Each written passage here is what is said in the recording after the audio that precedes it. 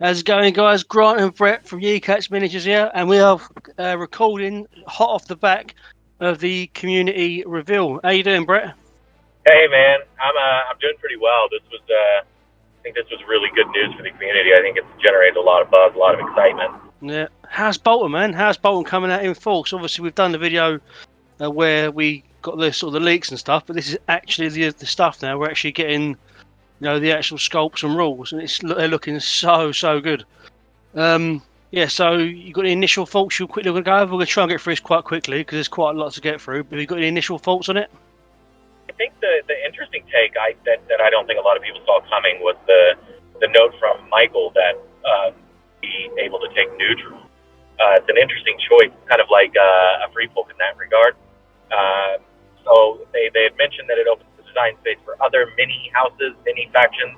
I think is how they worded it. So you would think that maybe that's going to be a universal for them. So I think that the most interesting thing to me is that tells me that their decks, their attachments, their NCUs that are exclusive to them are going to be so fleshed out for what that faction does. Because they've got so few units, they're going to be able to really hone in on what those factions do. I think that their deck's probably going to be pretty nuts, dude. It might come out immediately and be the best deck. It might just be an insane deck because they're being denied these resources. And so that's kind of what we've seen with Free Folk. But they're not going to get 4-point units and insignificant. So I think they're going to have a monster of a deck. Yeah, I agree. So yeah, let's go over some of the notes that we were given to start with. So they're saying they're potentially looking at a Q3 release, maybe around August. They can't promise it, but that's what they're aiming for. They're saying this is the first mini faction that is going to be available in A Song of Ice and Fire. So the definition that Michael and Fabio gave for a mini faction is basically a standard faction but with limited releases. And when they said limited releases, it doesn't mean they're only going to release 100 copies of the box. This is literally a case of they're not going to put as much resources into units for this faction, so we're not going to be getting 20 different boxes. They said maybe you'll get a few boxes, the starter set, and maybe a heroes box. Fabio actually said that he would be surprised, for example, that we would ever see a Bolton Heroes 3 box. He said that this is them experimenting and they're going to bust the doors wide open to speculation, and they hinted quite heavily that this is the first in quite a few mini factions that are going to be released, and we can assume that the mini factions that we could be seeing are Tully or Tyrell, those sort of units. So have you got anything to add to that bit? No, I just think it's really exciting for the people that are really into the lore of this game, the people that are already doing that anyway, and they're not necessarily getting a reward for it. Because, as I mentioned with House Bolton, you have to assume that there's going to be something in those mini factions. So if the units all have the same rules, commanders have the same rules and things like this, what they're going to have to do to make them stand apart and be better than their equals in another faction is they're going to have a crazy tactics deck and NCUs that just strictly synergize with those units, because they're able to do that, right? Because you're pulling the Baratheon Wardens away from House Tyrell, for example, and then you can focus on what House Tyrell does specifically without worrying about how that spills over into Baratheon Wardens, Like you do something that makes Highgarden Pikemen amazing, but it would be bonkers on Wardens because it makes them do too much. You see what I'm saying? I think that's the type of stuff that you're going to see. And, doubled for the Boltons, there's going to be stuff that is amazing with their panic manipulation and their things like this that wouldn't necessarily be great for Bloody Mummers, because it's like, well, this card is dead for Bloody Mummers and Stormcrows. They don't have to worry about that because they're focusing House Bolton. That's what I think is super cool. And I think that the people that have been waiting for stuff like this, it's going to be their time to get rewarded. Yeah, totally right. And there's lots of players out there that are waiting for the Bolton release. So yeah, he confirmed that you can't use neutral. What was the name of the rule? Secrets of the Dreadfort, I think he called it. Where you can't use neutrals. Man, what an awesome bit of fluff and flavour there. I mean, these guys, to be fair, are the neutral faction, really, aren't they? So, but just on that though, he did say that this was going to act as a neutral faction starter set, because you will get the Bolton tactics deck, which he said is going to have loads of new cards in it for the Roose and Ramsay. He said you also get the neutral deck. So obviously, if you're a neutral player, you're starting to get into the game, you want to play neutrals. If you buy this starter set, you're getting 2 factions straight off the bat, which is crazy good for you. That's really sweet. I mean, obviously, I don't know. The NCUs would probably be a problem, because I think you can only use these are Bolton specific NCUs in the starter set. But I mean, you get the bulk of it from that. Then you just got to buy neutral heroes 1 if you want to play neutrals. Not a bad buy-in. Not a bad buy-in. No. Right, so let's quickly go through some of the stuff, the basic stuff then. So on the slide on the screen now, we've got the new sculpts of Roose and Ramsay, which we already covered in one of the last podcasts. We've got the sculpts for Reek and Fat Walder, and this has now been confirmed, mate, as Jane Paul. So it's not the woman you said originally; it's Jane Paul. So that's all cool. Miranda. I said it might be Miranda. That's it. Yeah. So give yourself a slap on the wrist, son. It's Jane Paul. Told you. I'm sure I told you. I must have edited it out in the original podcast. But again, I won't go over the sculpts because we've seen them. We've gone over them before. But underneath, you've got the 2 separate sets of cards they showed. So just showing you that you get in this starter set, you'll get the same cards but different colours. You obviously get on the left hand side, you've got the Bolton flayed flesh colour. On the right hand side, you've got the neutral coloured card. So both sets will come in this starter set. So if I shift on to the next slide. So we were shown the Cutthroats again, and I've put them a lot larger on the screen because the last stuff that we showed on this channel of the Dreadfort Archers weren't overly great. The quality wasn't great, so I put them on screen now. And mate, these are incredible sculpts. We said it before, they were so good, but now we've got them in high res. Mate, they're just absolutely busting with detail. Crazy good. What do you think? No, I completely agree. Their sculpts have really come a long way. That's not to say they were ever bad. I still love my original Flaymen sculpts. I still think that Night's Watch has aged really, really well. But, in terms of what Michael said as well, there's nothing really wrong with the old Cutthroat sculpt. But the new sculpts are, wow, yeah, very, very good. And the sculpts for the game just keep getting better and better and better. As the technology improves, I'm sure. It's a lot easier to transition some of this stuff and get what you want, because it sounds to me like, listening to Michael, that they're very particular about these sculpts. There's a very specific type of look that they're looking for, and so these artists have to kind of create like a sketch basically of what they're going for, and then it has to be approved before they can ever even sculpt it. So there's a lot of care that goes into this game, and I really like the personal touch from Michael and Fabio as fans of the lore. Giving their heart and soul into this game. Yeah, for sure. Right, so if we so on the next slide, so we've got the cards that come in the starter set. Now, Michael did confirm on the community chat that we are going to be getting Bolton cards in this starter set for the existing Bolton unit. So even though you do not get the Bastard Guilds and the Flaymen in the starter set, you do get the Bolton themed cards, which, to be fair, is a nice little touch. They didn't need to do that. It's not I don't suppose particularly financially in their favour to do it, so for them to add that little bonus is really nice. And on the left hand side, we've got the new cards, or new old cards. They're new cards, new artwork, but exactly the same rules for Cutthroats and Blackguards, or Blackguards, whatever you want to say it. But the most important one, mate, that I want to talk to you about is this bottom one, the Dreadfort Archers. Now, this is the first time we've properly seen this card.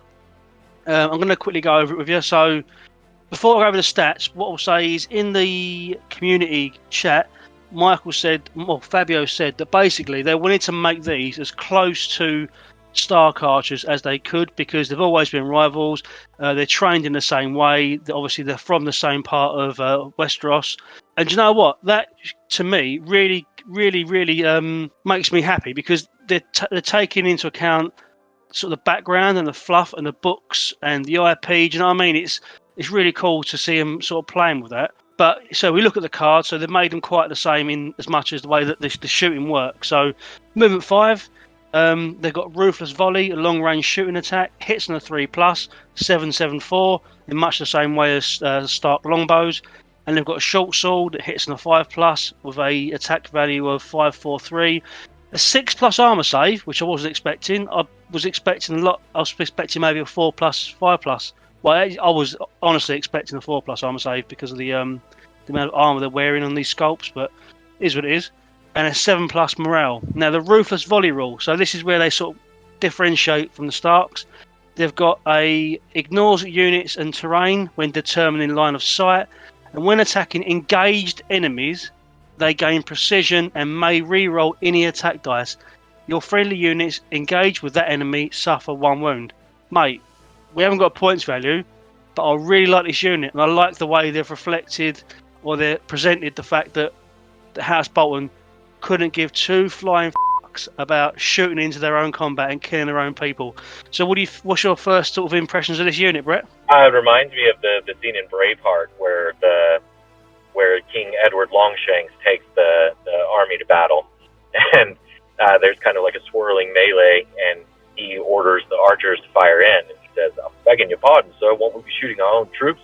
He says, "Oh, we've got reserves. We'll be killing theirs as well. Stop. Attack." Stop.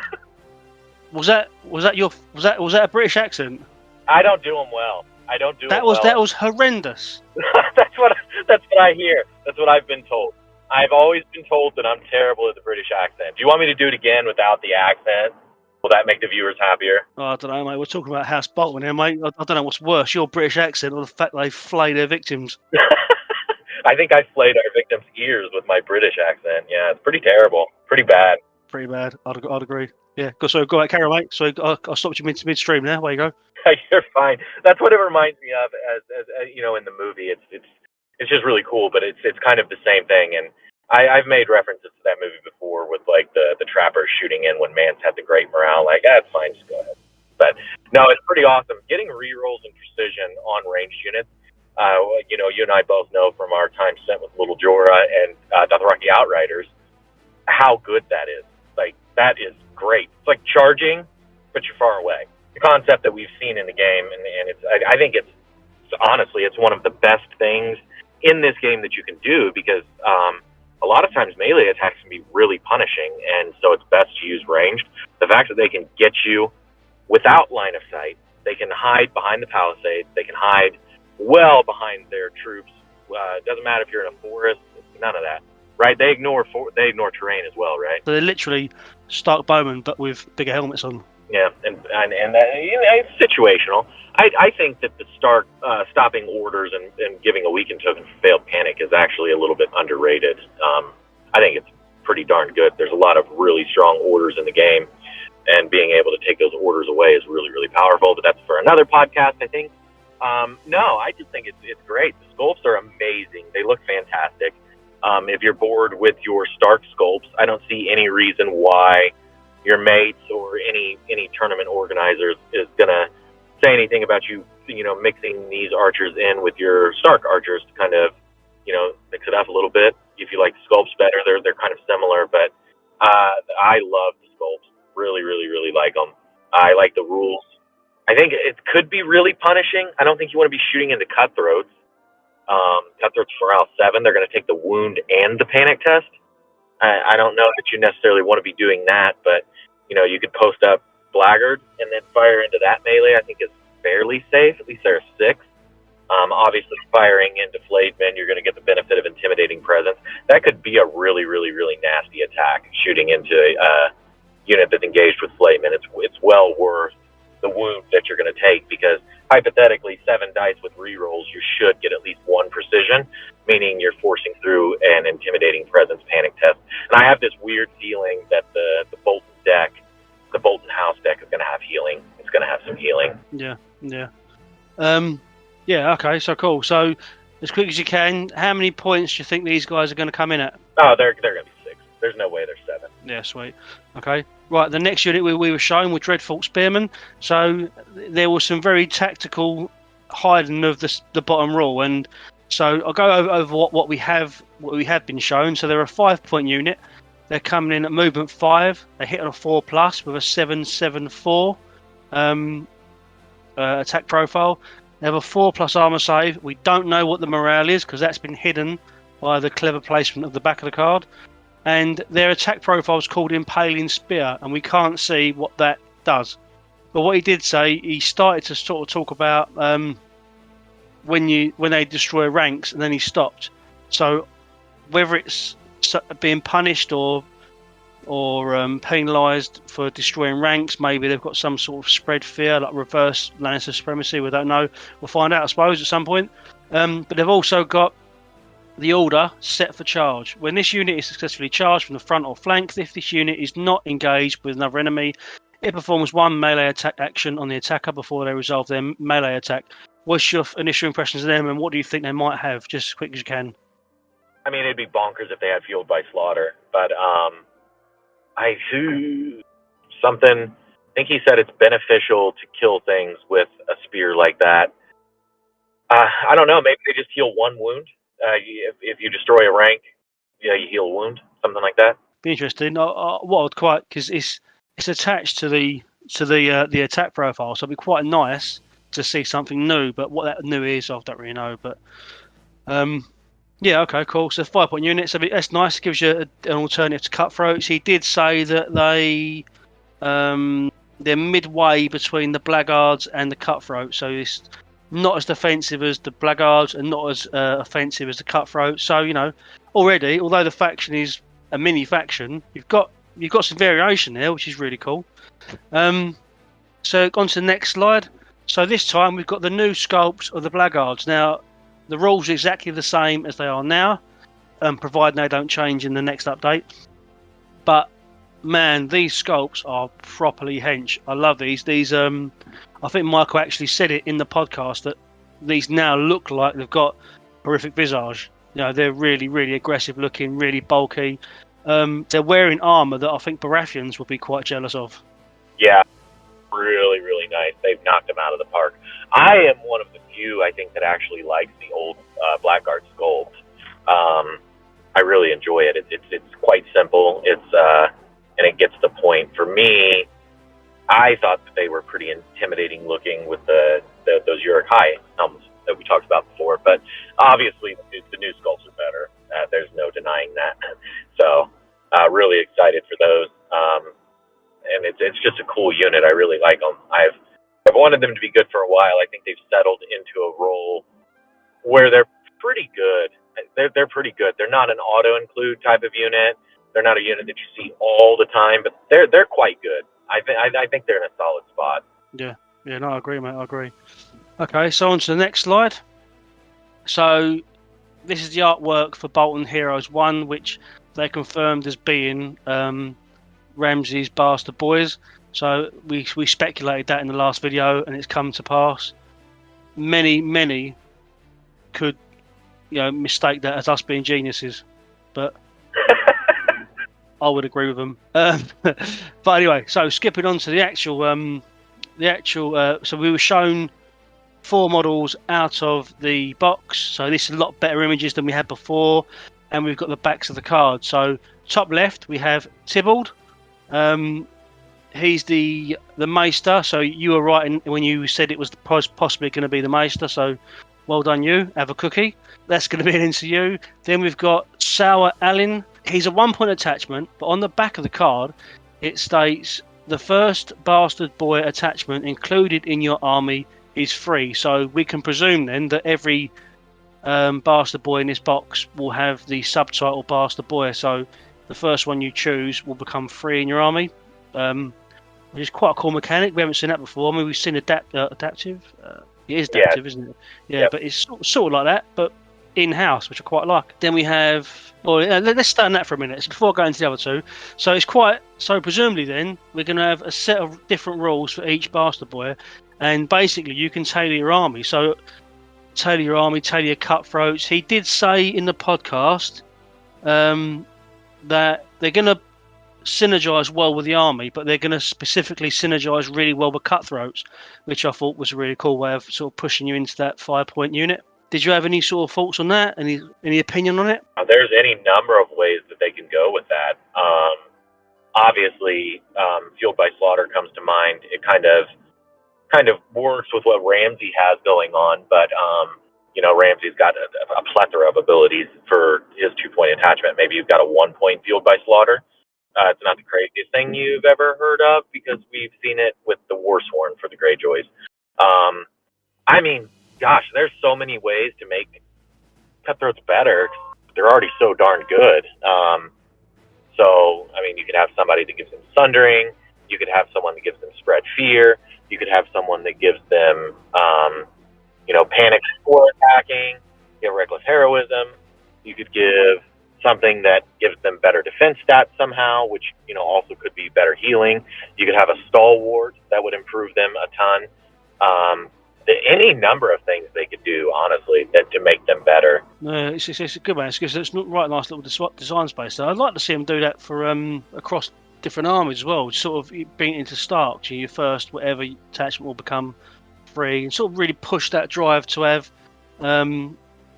attachments in the army. Because ever since they destroyed my beloved Drogo, you're more inclined to put in attachments now, but to give you another incentive to run attachments to make certain attachments free in certain units would be really cool. Yeah, so just underneath that then we've got Ben Bones, the Kennel Master. So first and foremost, he's holding a tiny puppy, which is awesome, really nice. So his rule is reduce this attachment's cost by 1 if attached to a unit of Bastard Girls. What I quite like about that is that obviously they're trying to push you to use him in Bastard Girls, which is awesome. But also, it means that he's got an ability that would be beneficial for the rest of the army as well, because they're still charging him as a 1-point attachment. So, it'd be quite interesting to see what he's got. And the second guy is still Shanks Walton, who is going to be our third House Bolton commander. Yeah, they didn't really say much about him. I mean, we've got pictures of the tactics cards from Super Regionals, so we know he's got Taunt. So his taunt is when an enemy combat unit activates, target one friendly unit in short range of that enemy can charge that unit. It performs 1 morale test with -1 to their roll for each remaining rank in that unit. On a failure, it performs 1 charge action on that unit. This is their action for that turn.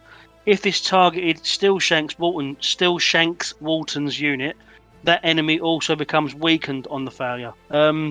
He's also got Rush of something, so presumably he's got Rush of Aggression, and he's got another card at the back that we got no text to. It just says Price of Fear.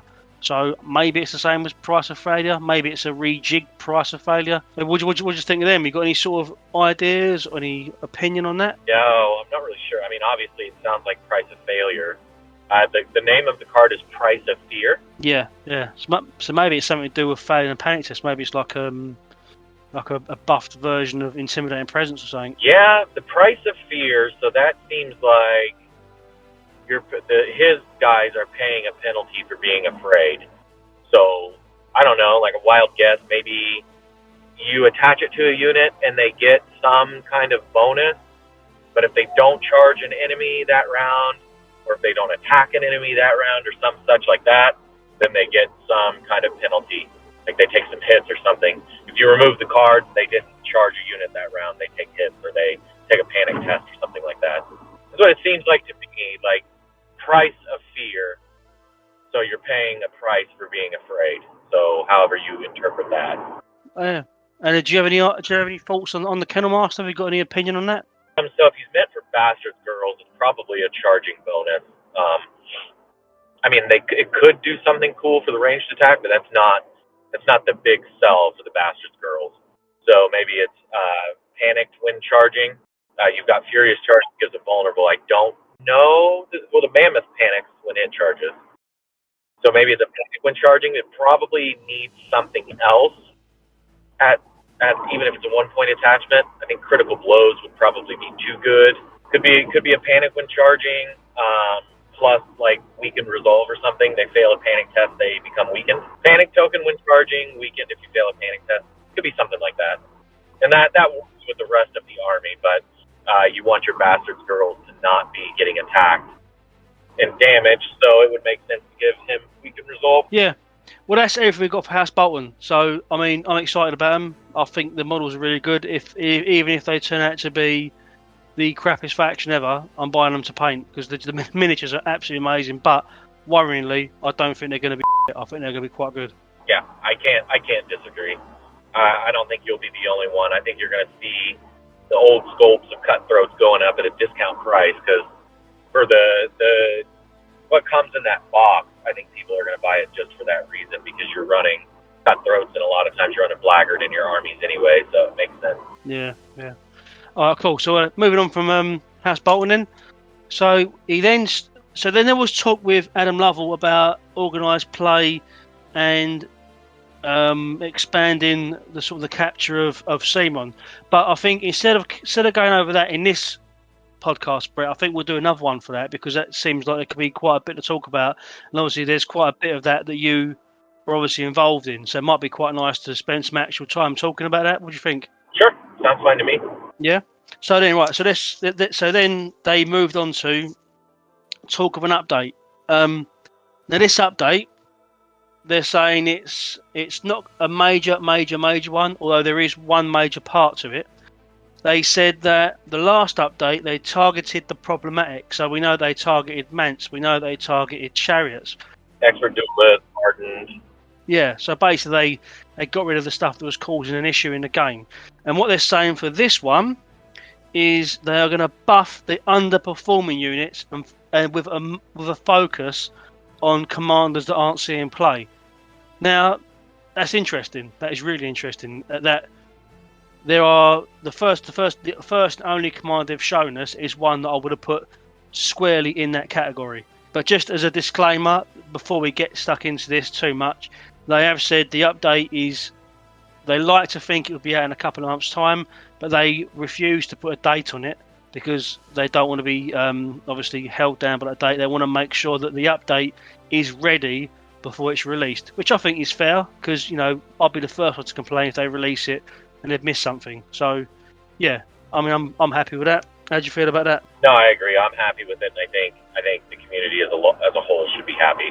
I think once some of the waves kind of started to settle from this Season 2 initial patch, I think that people kind of warmed up to the ideas for the most part. Now, I'm not going to speak for everyone. I'm sure that some people quit the game, but from what I've seen from the channels that I speak to, from the play groups that I talk to, the competitive community in particular, have been pleased. Even some that were initially very upset about the patch have ended up being pleased. Generally, we agree that it's probably the most balanced version of the game. Even the stuff that's up towards the top is nowhere near as egregious as it was before. Free folk are still definitely at the top by far, but they feel a lot more beatable. It feels much less helpless than it did before. So I hope they continue to do that. I want them to continue to do incremental, small, measured changes. Just don't go crazy. Don't go crazy and put us in a situation like a mammoth dragon. And realistically, the awful situation happened, and Mance was a little bit too good. But I can see why those happened, right?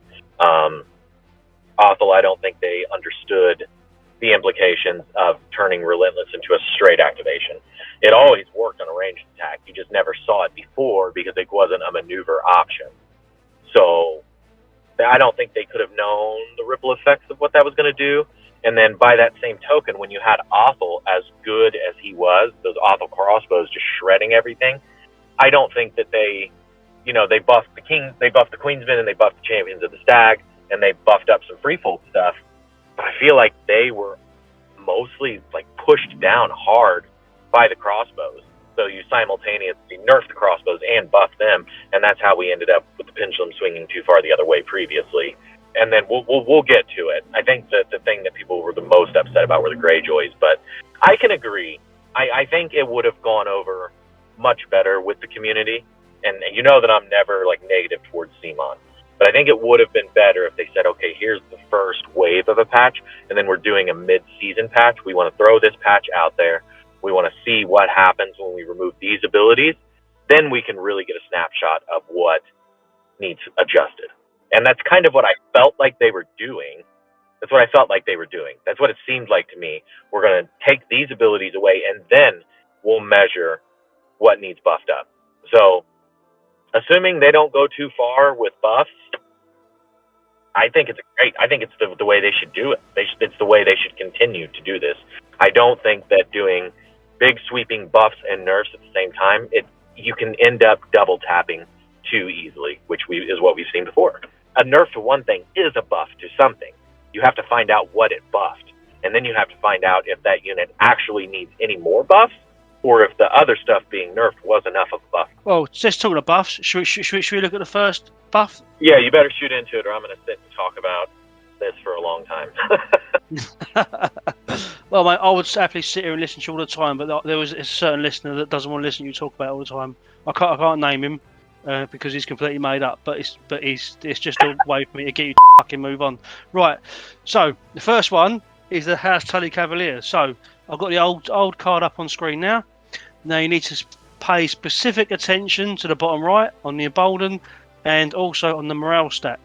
When I click this button and it changes over, this is the new, slightly blurrier version. So we've lost embolden, Brett, and what we've received is Rally Banner. So it states each time a friendly unit in short range passes a morale test, that unit restores 1 wound. They did explain that they felt they didn't need embolden anymore, House Stark, and that it was sort of a dud ability, really. They didn't need it, so they wanted to give the House Tully Cavaliers something new and something to help get them in the fight and actually make people want to commit them in rather than hold them back as a support unit. But they didn't want to cripple the House Tully Cavaliers morale stat by taking away embolden. So what they've done is they've given them an extra point of morale. So instead of morale 6, they're now morale 5. I really like it. I like it a lot. What do you think, Brett? I said it on the stream, and I'm doubling down on it. This is a straight buff. This, I mean, I understand that embolden had value. I understand it. I get it. But now you're giving Stark the ability to chip heal so well. I mean, you've got ways to force your own morale and panic tests within the army. They've got she-bears that have war cry. You can put Rickon in the she-bears. That's 5+ morale. They should be passing most of the time. Stick them next to a tree. It's 4+ morale. The fact that the Tullys are always in short range of themselves, they can heal themselves off of passing panic tests. This is I mean, you might bulk and say, well, it's just 1 wound. It's just 1 wound. I mean, but if you're huddled around the Tully Cav closely, that's a lot of little chip heals. I mean, if you've ever played against, Jayor, I know he's not the most popular Night's Watch commander, but if you've ever tried to deal with his Dauntless on a morale 4 unit, it's a pain in the ass. This is a lot of little chip heals that don't overlap any other heals. So you've got, the Winterfell Guardian who brings Dauntless himself. You've got Tully. I think there's a version of Tully that has Dauntless, right? His commander is Stand Your Ground and Dauntless, isn't it? Yeah, I believe so, yeah. Yeah, even if it's not, I think there's another version of him that has Dauntless. The Golden Company officer has Dauntless. I know it's not the most popular thing in the world, but fingers crossed when CMON, verifies that my article is correct and that it blocks orders, you might see the Golden Company officer a little bit more. Blocking orders is a big deal. Well, the targeting segment, being able to stop hidden traps and things like that would make it a much more attractive ability. No, I think this is good. I think it's really good. It plays well into how I like to play Starks, and I had gone away from playing heavy cav type Starks, and I was playing 3 Dire Wolves. And then with the emergence of the Glory Seeker, my Dire Wolf strategy was not doing what I wanted it to do as well. I just played it this past weekend, and what I do is tie up heavy cav with Grey Wind, and then Shaggy and Summer come over and beat the crap out of the heavy cav. Well, that's much harder to do when you've got heavy cav bringing Stubborn Tenacity. So Grey Wind's not ever able to hold them down as well. But if you've got Grey Wind next to a unit of Tully Cav and you can chip back those 1 heals, I think it's big. I think the Dire Wolves are amazing and being able to chip wounds back onto them just by being close to Tully Cav is going to be it's a pretty big deal. Yeah. And you got the amount of times that, and we'll start bowmen completely ignoring units and terrain. They can literally be shooting into the combat with Shaggy Dog, causing a panic test, and then just healing him up. And it's instant synergy with Eddard, because there's nothing that's stopping it from working with Eddard's Warden in the north.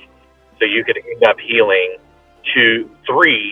essentially 3 plus 1 plus remaining ranks, because you'll do Eddard first, so you'll heal the 2 plus 1 for each destroyed rank, and then you'll do the Tully ability and heal another 1.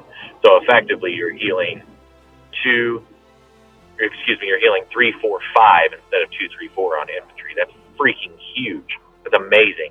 Yeah, well, buff House Stark. I'll give it a thumbs up. Oh! Yeah, it's a big thumbs up for me. Nice. And the second unit we were shown was Dothraki Outriders.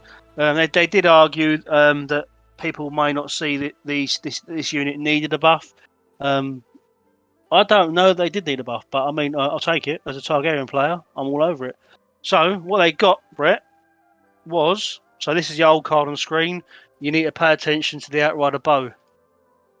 Now, it is slightly more blurry, but there's a lot more text there. So what it now says is, if this unit has not performed the maneuver from Cavalry this turn, this attack gains precision, +1 to hit, and becomes long range. So Dothraki Outriders have now just gained precision. Now, these were always my go-to unit for trying to thin out the hordes of free folk. Now they've got a dual role to thin out the hordes of free folk and to drop Mag the Mighty. Mostly because he's a massive Well, I can't disagree with you on that point.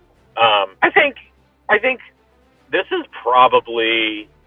I mean, they're probably showing you this to say, hey, we hear you about the all-Dothraki army, right? Like, Khal Drogo's been a thing. Khal Drogo's been good and still good. But we felt a little lacking maybe with the Screamers, the Outriders, and the Harakars.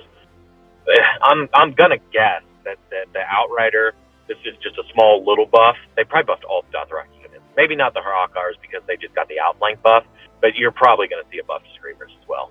I can't imagine that they just buffed the Outriders and didn't do something for Screamers. Now, I don't think Screamers are a terrible unit, but when I run an all Khal Drogo Dothraki list, they're definitely the weak point. The Outriders do well.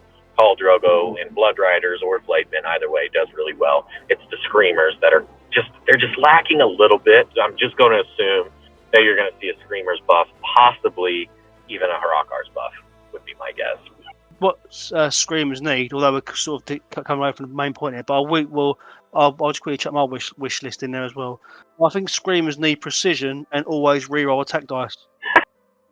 That way you've got a Dothraki army that butchers Mag 5 different ways. You've got Drogo that does an auto wound to him. You've got Outriders shooting into him, giving precision, and then you've got Screamers with precision. Yeah. I'm not doing it because of my power game, Brett. I'm only saying it because, it's just Jorah's too powerful, isn't it, as a solo? And if you give everything precision, he's got nothing to do anymore, just like his love life. Yeah, exactly. That's a fair point. That's the best way to nerf Jorah, to make him worthless. Yeah, exactly. Right. So, yeah, thumbs up there. I like it. I don't know they definitely needed it, but I'm interested to try them out now. So the next unit they showed us was the Thorn Watch. They said that they fell short of the dual purpose unit that they wanted them to be. Being like good at attacking and being good at shooting. So what they've done, so on screen, you've got the old Thorn Watch card, and what you want to pay a close attention to is all of the attack profiles, both the Watcher's Crossbow and the Longsword. And you'll see the Watcher's Crossbow has lost a dice on the second and last rank. Oh, sorry, it's lost the dice on the second rank but gained one on the last rank. And the Longsword now hits on a 3+, which makes obviously the melee attack a little bit more tasty. I'll hold my hands up. I don't really know a lot about Baratheons, if I'm honest. I come against Thorn Watch in the GT, and they were used as a delivery system for Loris. But I mean, to me it seems like a buff. You know, it is a buff. You know, they hit on threes, 7 dice hitting on threes. You know, that's better than Stark Swarm Swords. Yeah, maybe. No, I don't think it's a huge deal. It's another interesting one. I like Thorn Watch plenty fine when they just got dropped 6 points. Whenever I've played the Renly side, that's what I've done. I just throw Loris in them and go do the thing. I found that their retreat their built-in retreat and regroup was enough for me. And then there's just a lot of times that you need a ranged attack. Sometimes you can't charge the unit because it's just blocked a little bit more than 50%. There's any number of reasons why it's good to have a ranged attack in this game. I thought they were great at 6 points. So now with 3+ to hit, I mean, they'll just be better for me, I guess, when I do run them. I ran them before. I'll damn sure run them now. So there's that. I don't see it as a big problem. I mean, it'd be hard to argue that the Renly side isn't a little bit behind the Stannis side at the moment, outside of Eldon. Side note, for the love of God, fix battle endurance while you're doing this patch. That card is so broken. Oh my God, please do something with that card. That said, you know, I think outside of Eldon, the Renly side's probably behind a little bit, so it's fair to give the Tyrell unit a little bit of love. Yeah, for sure. Gives Rose Knight some competition, I guess. Right. So yeah, I like it. It'd be interesting to see how they sort of play out on the tabletop. So we'll see if you're running these at the minute and you're trying out these new rules. Let us know how you're getting on in the comment section. The first commander they've shown us, because there's one more unit, but it is a hell of a change. So we're going to do the commander first, if that's okay with you, Mr. Brentwood. Yeah. Yep. Okay. Fire away. So we got shown Tywin Lannister. Now, all the commanders that I would have said needed a bit of a rejig, this is the man that needed it. So on screen, we've got his commander card in the middle. On the left-hand side, we've got Exploit Weakness, and on the right-hand side, we've got Broken Resolve. Now, remember, we were saying, or Michael and Fabio were saying in the chat, that this patch is looking to buff up commanders that are used less. Obviously, Tywin being one of them. So if you watch the screen now, I won't tell you to keep track of any of it specifically because all 3 of them change. So here they are, nice and blurry. So let's start with the Tywin commander attachment. So what we're looking at here is the threaten order. So before, the trigger was when this unit activates. It has now changed. It is now the start of a friendly turn. Target one enemy in line of sight and long range, they become weakened. So this has now become the weakened version of Mark Target, which, to be fair, I think it probably always should have been. So it's important to remember that that's going to obviously change across, well, we imagine that will change across the whole game system. So anyone that's got threatened, so the Martell, is it the Martell's? It's not Spearlord, is it? Unfortunately, it's the Martell Spear Captain. Yeah, because Martell's definitely needed a buff. They did. And yeah, so that's the threaten. So yeah, do you want to quickly give me your opinion on that before I move to the tactic cards? No, it's huge. It's not shown on the screen, but that single interaction stops the super clunky play with issue commands, because the idea was to put Tywin in a unit of halberds or something, or Blackguard, a unit that doesn't have to charge, that can just stand in the middle and beat Tywin, and then you use issue commands to send your flayed men with Gregor. Not that the number of people run that, but you send your beefy unit in, whatever that unit is that you're wanting to use issue commands on. But if you did that before, because they were both when Tywin activated, you had to give up threaten, and that's clunky because all of his cards need weakened or did need weakened, and so it was kind of like, this feels odd. So some people would use it for the resetting of orders, but obviously you want it to send your Tywin's Mad Dog, send Gregor in, Gregor the Wrecking Ball. He should work with Tywin. Yeah. Yeah, it's just good change. I like it. As you fair, yeah, it makes it easy as well to sort of police, doesn't it? Because you've got It's just, as I say, it's the weakened version of Mark Target. But on the left-hand side, exploit weakness. So originally, this card said that you may expend the weakened token from the defender. If you do, they become panicked and vulnerable. If the attacker is Tywin's unit, they may reroll any attack dice.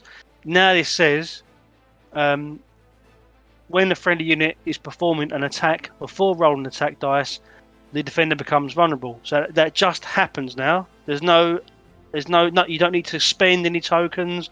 You don't need to. There's no other secondary criteria to it. You just become vulnerable. If the defender is weakened, the attacker may reroll any attack dice. So again, you're not spending that weakened token. It always felt a little bit feels bad that everyone else got their buffs just because the enemy was a certain way, rather than having to spend that token. So if it's in a certain state, so because it's weakened, you get to reroll. And I mean, we're not going to get into it too much here, but I wonder if that's going to go across to the Castle Rock Honor Guard as well, because they become a hell of a lot better when they're not spending them tokens. But yeah, new exploit weakness. What do you think, Brett? No, it's really good. I like it. It doesn't kind of work against itself in any kind of way. Most importantly, it doesn't work against Broken Resolve, which we'll get to when we do Broken Resolve. But no, it's quite nice. It's quite nice. So there, on that Broken Resolve, let's look at Broken Resolve. So the old Broken Resolve used to say, attach this card when a weakened enemy activates. Attach this card to that enemy until the weakened token is removed. While this card is attached, that unit suffers -2 to a morale test. So that has now been scrapped. Now what it says is, when an enemy combat unit fails a morale test, that enemy becomes weakened. Attach this card to that enemy until they pass a morale test. While this card is attached, each time this unit activates, it becomes weakened. Man, that is a hell of a card. It relies on a failed morale test, but every time you activate, you become weakened. Man, that sucks. Yeah, it could be pretty good. It's an interesting thing along with bribery, because bribery also falls off when you pass a morale test. Bribery, obviously, you zone replace to put it on. This one, it's interesting. I can see Lannister players missing the old Broken Resolve. Being able to work with red cloaks, making like -5 tests and things like this. But that said, there's arguments for both ways. You're never going to make everybody happy.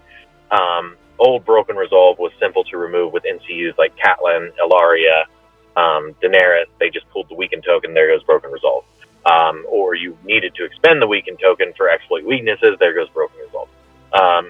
That said, I thought Broken Resolve was decent, but it was clunky. This version is pretty good. You can stick it on them if they fail a war cry. You can stick it on them if they fail, any of the number of effects in this game that have you take a morale test. Obviously, failing a panic test is going to be able to allow you to attach this card. Then you can get into a situation where obviously you have to play this smart, so you don't put it on a unit like 1-1 who's yelling with Warcry with a really high morale. You don't want to give them that opportunity, but they can start having to do really weird, tricky stuff to try to get rid of this card, like they're deliberately failing charges to take a morale test to pass it and get rid of the card. It's interesting. It's going to be really disgusting with bribery if you've got both of them on the unit, so they're rolling lowest attack dice and they're weakened when they activate. I'm sure that's probably the synergy that they went for. That's a lot. That's a lot of ham fist. You're not gonna do anything with that. Yeah, well, I suppose it would really suck if they had an NCU that allowed you to pull bribery out. Yeah, exactly. Imagine that. What a world. But what they did say, man, in that obviously because you've listened to it as well, but they said that they basically want to make some of these commanders that are harder to use. They want to make them easier to use, more accessible for people. And I think they've done that by making this the threat and change is good enough to sort of help people out, isn't it? Yeah, I think so. I think it's really nice. Now this is the big change, man. House Greyjoy. Right. So I can't really show you anything before and after, really. But what I'll do is I'll put on screen the new, also I'll put the old Ironborn Reavers, and what I'll say is look at the pillage mechanic, or just ignore this card because this card's going to replace it. So what they have said is that there is a big change coming to House Greyjoy, and it's because of this card on the right hand side here. It's a little bit blurry, I do apologise. I'm working with what I've been given. But this is the new pillage mechanic, Brett. This is Raiders of the Iron Islands. Each time a House Greyjoy unit destroys an enemy rank with a melee attack, it gains 1 pillage token. A unit may have up to 2 pillage tokens at any time. That unit gains the following based on the number of pillage tokens. Effects are cumulative. With 1 pillage token, it gets +1 to morale test rolls, and +2 pillage tokens, it gets +1 attack die. Now we've got the new version of the CMON Reavers on the left-hand side, so they've completely changed now. They're now hitting on 3s basic with 764. They used to be able to get down to the point where they're hitting on 2s, but just straight up hitting on 3s. They've got Sundering Steel, and they've gained Furious Charge. Now, on Reaver Axes as well, it does say that if this unit has 2 pillage tokens, it may re-roll any attack dice. Now, before we get into discussion about it, I just want to go over a little bit about what they've said. So, what they're now saying is that pillage is no longer a part of the unit card. It is the Greyjoy core mechanic, which is the same throughout the whole army. So that Raider of the Iron Islands card is now your pillage mechanic. Now, if you played Greyjoys before, it's exactly the same in as much as how you get the pillage tokens, but the benefits are different. If you're new to Greyjoys, welcome. Ignore the last bit. This is your new card. But what they did say is that each unit most units, he said, will get an additional benefit if they've got 2 pillage tokens. So going back to the Reavers, where it says if this unit has 2 pillage tokens, it may re-roll any attack dice. Now, we can sit here, Brett, and I will quite happily sit here till 1 o'clock in the morning and speculate what the others could be. I mean, what is that going to be on Ironmakers? And what is that going to be on Household or Reapers? But we don't know, and there's no point speculating right now because it's getting late. What they also said was everything with pillage involved has been looked at. So the tactics cards have got pillage tokens. He did even say that the Lysini Pirates are going to be looked at as well. So, yeah. I mean, that's a hell of a change, man. That's the whole Greyjoy is completely blown out of the water, if you will. Pun intended. It's really interesting. Obviously, the Greyjoys have needed something like this. They've been in an interesting spot. I know that Mikel makes them work, and a few others have been able to make them work as they are now. I think this move is probably good. The interesting thing with the +1 to morale and the +1 to attack die is that it wouldn't be able to be shut off then by things like Tywin or things like subjugation of power. But it's only shut off what's printed on the card. It wouldn't have any effect on that. That said, it's not the end of the world, you know. It's not the end of the world because, you know, if you're dealing with Ironmakers, hypothetically, if they kept their same ability, you could still shut that unit off and then knock them down to 4+ defense and be able to deal with them at that point. I hope it seems fine. It seems fine at first glance. The Reavers are really good. They've got a kind of a crappy defense profile. I was sitting here, and initially I was like, I thought they were just way too good. Initially looking at them, it's like this unit is insanely too good. But then you look at Cutthroats, you know, Cutthroats can get the rerolls and the vulnerable tokens without charging, whereas the Reavers have to charge. They've got the exact same defense profile, so they'll be equally easy to kill. The Cutthroats can get the rerolls and the vulnerable token without charging that the Reavers can't. Then you're talking about Sundering versus Vicious, which is better. I think their attack profile is the same at 7.64, right? Yeah, 7.64. Yeah, it just hits on 3s now, basic rather than 4+ and gets better. So yeah, you're just looking at, you know, if they get a pillage token, they're slightly more defensive than Cutthroats. If they have 2 pillage tokens, they're slightly more offensive than Cutthroats. And then, because then after that, you're just debating which is better, Sundering or Vicious, and it's situational. So Basically, I'm saying I talked myself off the ledge. All right, but they're going to be the bane of a lot of things in existence. They are going to eat solos alive if they can charge them. Keep in mind, you've got Windermere. That I know this is crazy. Windermere can let you shift too. I don't know if you knew that. I think a lot of people think he can only heal. He can shift too. And actually, the Iron Pride for that +1 move and the reroll charge is not terrible either. So you've got ways to get some of those units, but if they can smack into like some heavy cav with that Sundering and the Vulnerable token, obviously we know what that does to defense. So I think it's cool. They're interesting. They have their own rules within the army. Are they strictly just straight up better than Cutthroats at 5 points? I don't think they are. Are they strictly just straight up better than Lycini Pirates at 5 points? I don't think they are. I think this is it's like a healthy thing. As long as you don't make 5 point units insanely crazy good. 5 point units are way different than 4 point units. Like, you just can't have easy good 4 point units because you can get the activation count too high.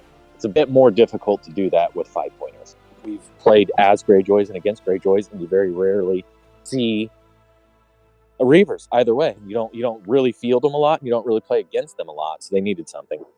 I think this pillage mechanic could be cool, and it works really well with Black Tide Chosen already having them Bolton. Yeah, see, I've not really had much time to really look into the units that these could work with yet, but yeah. It also gives Ironmaker some more clout, doesn't it? When they get to 2 police tokens, they'll be getting +1 attack dice now as well. Right. Oh yeah, but they might not have the armor save. They've got to have the armor save. They've got to have an armor save mechanic, haven't they? Surely, that's their thing. Could be. No, I think it's cool. I think it's a step in the right direction. I think the Greyjoy players have long awaited something like this, and so far it seems pretty fair. On the surface, it seems fair. Yeah, cool. Okay, so before we go, then what I'll just say is that because of this announcement today, the faction overviews are going to be slightly delayed, especially the Greyjoy one, because we're going to release it and then 3 weeks later it's going to be completely void. So bear with us when it comes to the faction overviews. We are working on them. We'll get done what we can, but we just want to make sure that when this update drops, it's not going to completely void all of them for us.